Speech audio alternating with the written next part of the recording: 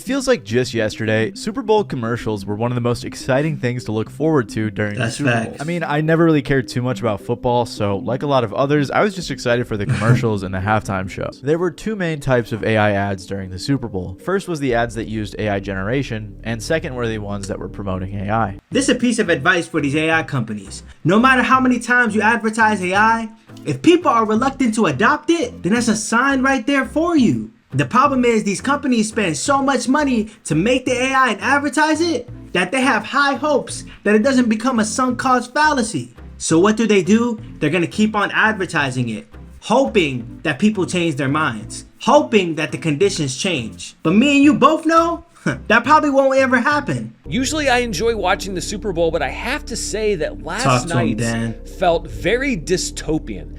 And it's largely because so many of the ads featured companies that were basically begging us to turn over every element of our lives to artificial intelligence. The most egregious of the former was Svedka's almost entirely AI-generated ad. Svedka is a vodka brand that apparently spent 4 months training the AI to create this ad and said certain aspects were still handled by humans, like developing the storyline, which the storyline wasn't all that impressive. They partnered with an AI company to make the ad, which was the same company that was actually responsible for Coca-Cola's very controversial AI ads that they aired recently. The part that doesn't make sense to me is, if you're a company with enormous amount of money, you can simply take that money and allocate it towards your employees who can make a better human-made ad than the AI will that best represents your product. And if the answer is to simply cut down on costs, then how would you feel if your consumers, the moment they see that AI ad, the first thing they think of is there wasn't a lot of deliberate effort into making this ad, and you want them to spend their hard-earned money to buy that product that you simply couldn't advertise properly? Make that make sense. According to TechCrunch, it's a bold move to debut AI-generated content during the Super Bowl, an event known for star-studded high-production ads. It's also just super lazy and embarrassing when you're competing with companies that are actually trying to make something somewhat entertaining for fans at home. Like, even this one AI company called Anthropic was at least somewhat entertaining because they dissed ChatGPT and basically said their model was better. And I saw a Reddit post from someone during the Super Bowl who said, "Am I going nuts? It feels like several ad breaks so far have contained at least some form of image generation instead of traditional CGI. Even that Dunkin' Donuts ad, do the agencies not care?" And no, obviously they don't. You know what the irony is? Most companies rely heavily on ads, and for the most part of the year, except for the Super Bowl, people hate on ads. That's literally one of the biggest moments where you have a moment to advertise your product and people may look forward to it.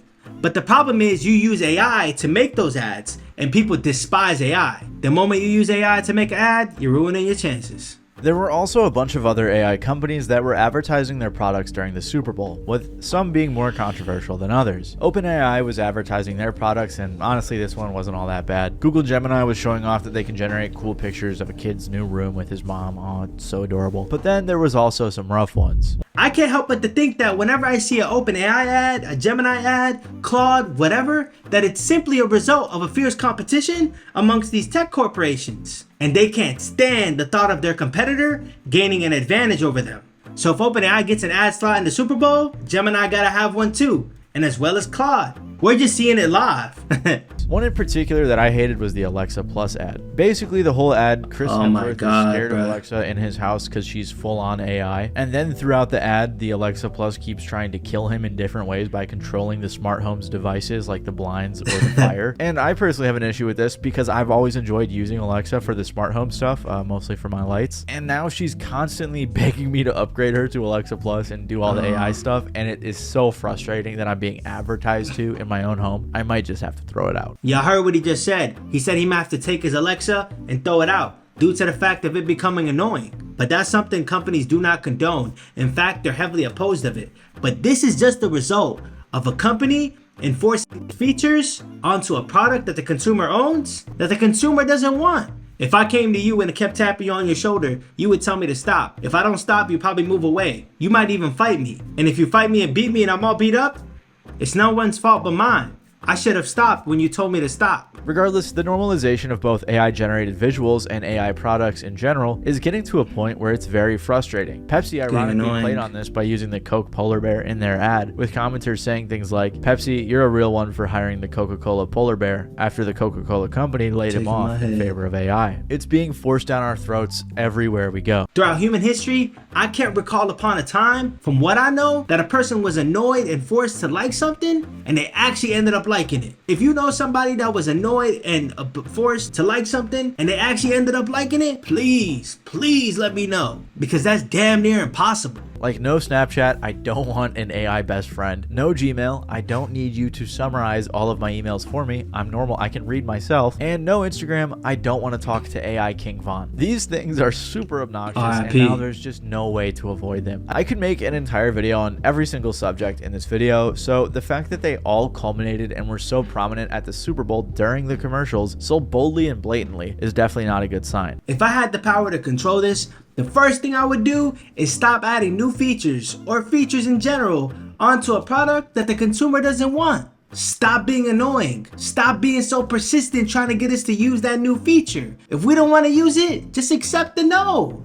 And another thing, I can't forget this one, optionality. The consumer has to have the ability to turn something on and off in accordance to their liking. So if they don't like that feature, they can just turn it off. That's a start. Also, I wasn't quite sure where to put this, but the Ritz commercial being about a party on an island was a bit poorly timed. Overall, these ads just felt, and I hate to say this word, I think it's overused and misused all the time, but the advertisements at the Super Bowl just felt very dystopian. You know one thing about trust? It takes a long time to build and about 5 minutes to lose. If you're a big company, a big establishment, would you want to put your reputation on the line in front of millions of people by using AI, something that they don't like? Of course not, especially when that's the only moment that they're there for you. Because you know that trust is valuable, really valuable. And I think the YouTuber Emergency put it well when he said, because it feels like when you zoom out and look at all the things that they're trying to sell us, that we are closer and closer to the Wall-E timeline than ever before. Because think about it, the messaging for most of these ads are essentially just selling you drugs to get skinny, getting you on apps and websites to gamble and spend your money, and to normalize AI and other LLMs to essentially do your work for you. Oh, and don't forget about the cutesy reminders that we actively live in a surveillance state, but like package it up really cute with like a story around a lost dog. Right. I'm looking at you, Ring. You know the thing when it comes to a company like Ring, a lot of times, obviously, they're collecting data from their consumers. And when they collect that data, they soon realize that, yo, this data that we have is deemed valuable for the government. The government wants a piece. So it becomes tempting to sell it. And when the government purchases it from Ring, they use that data for advancing national security. So you end up buying something hoping that the data is used to improve the product, when in fact the data is used to help the government. On top of all of this, I think the general trend we saw is that a lot of these ads weren't as entertaining and lacked the soul they once had. Even if it wasn't an AI, gambling, fat loss, or surveillance ad, they just didn't hit the same. I read an article that said most of the ads that weren't unsettling in some ways were simply boring or relied on a celebrity appearance to seem interesting. In common, those ads had no real entertaining plot the way they used to. And I agree, it feels like a lot of these ads were just lame concepts that were intended to be carried by the celebrity appearances. It just is what it is. They don't want to spend a lot of money marketing the product, but they want the product to sell just as well without that level of marketing. But the ultimate reality is, marketing is very important. If you don't have good marketing, you're gonna have a hard time selling that product. What is this? I think it's just a vibes thing. Vibes. So corny. Ooh, what's that? First beer of the wedding. Is there enough for everyone? Oh, right there. I got this. Also, I'm not going to include the Levi's ad in this video because that commercial went crazy. And I've seen people commenting on this saying things like, all these ads sound like they were generated by ChatGPT. The Matrix is eating itself. I'm feeling celebrity fatigue. These ads were like 30% random celebrity cameo slop and 70% absolute brazen AI brainwash. My advice is to simply take what people are saying for consideration so you can better accommodate them to what they actually want, not what you think they want. And if you're wondering what the next steps are, you just move from there. Except every single step is for the betterment of the consumer's experience. And in return, there's a high chance you guys could probably make more profit because you're accommodating and adhering to the consumer as opposed to just guessing. Truly horrific times we live in. Everything looks AI. even the actual celebrities. I hate the present. Honestly, the Alexa ad, as much as I hated it, was probably one of the more entertaining ones I saw. Regardless, the ads this year were terrible, and a lot of them represented the sad state that our society is in. So hopefully, next year, at the very least, if society doesn't get better, the ads will. Hey guys, I guess we're gonna have to wait till 2027 to see how those ads play out in the Super Bowl. Me personally, in 2026, I wasn't paying attention to the ads like that, so I can't tell you. But for 2027, I'm gonna make sure, I'm gonna call it out if there's some weird imagery going around. But don't leave me hanging. What you got to say? Let me know everything, how you feel about all this in the comments. But until then, peace and love. I'll see y'all next time.